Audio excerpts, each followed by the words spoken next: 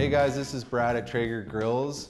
Right now I'm going to show you how to remove an auger jam in the event that your auger stops spinning and is not feeding pellets into the fire pot. The first thing we need to do is remove 4 screws. You got 1, 2, 3, and 4 on the back side, as well as the screws that hold your controller in place. We're going to remove that hopper so we can see kind of into the guts and the mechanics of the grill to work on this auger jam. All right, so we're gonna take the controller, dismount it from the hopper first. So you wanna put the controller back through the mounting hole. The easiest way to do it is to kind of pull it out of the hopper and then kind of put it through sideways and wiggle its way into that mounting hole. The next thing we wanna do is we're gonna take off the hopper from the grill. It's mounted to the side of the grill with 4 screws, 2 in the front, 2 in the back. So when you remove that last screw, you want to actually make sure you have a hand on here just in case this hopper wants to fall off. Just lift up a little bit. Your controller may dangle down. Shouldn't be a problem when it's hanging by the wires. And now we are into the guts of the grill and we can work on our auger jam.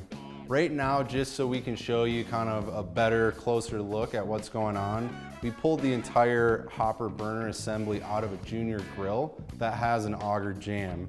There's a couple tools that you're gonna need to get rid of your auger jam. One of them is gonna be a 7/64 Allen key, a pipe wrench. You may also need a flathead screwdriver and Phillips head screwdriver, as well as a set of pliers and something that has a flat edge on it. We have a hammer here. We're gonna use that to clean out the stuff that's in the auger shaft. First thing we're gonna do is remove the shear pin that is holding the auger motor to the auger shaft. You're gonna need your Allen key and the pliers to hold down that nut. This will then allow us to remove the motor completely from the shaft. And now we have the shaft open here. The next thing we want to do is remove this bushing and this screw. This can either be a flathead screw or a Phillips screw. Once we get that out, we're going to want to just simply try and move this. If we can't move it, this is when our pipe wrench is going to come in handy. Mine's pretty seized up right now. It's extremely wet inside there, and I think the pellets are just holding it down. And this is a pretty solid auger jam, as you can see. Sometimes after a couple cranks, this will be a lot easier.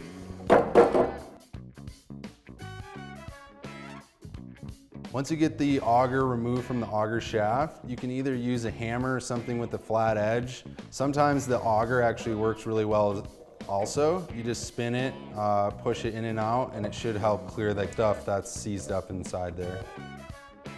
Once everything's done, you've got the auger shaft cleaned out. We have a little bit of a mess to clear out. You're gonna wanna use a vacuum. A shop vac works really well. You wanna focus on clearing out the fire pot of any excess pellets or objects, as well as the top of the auger here, and anything that may be inside of the auger shaft.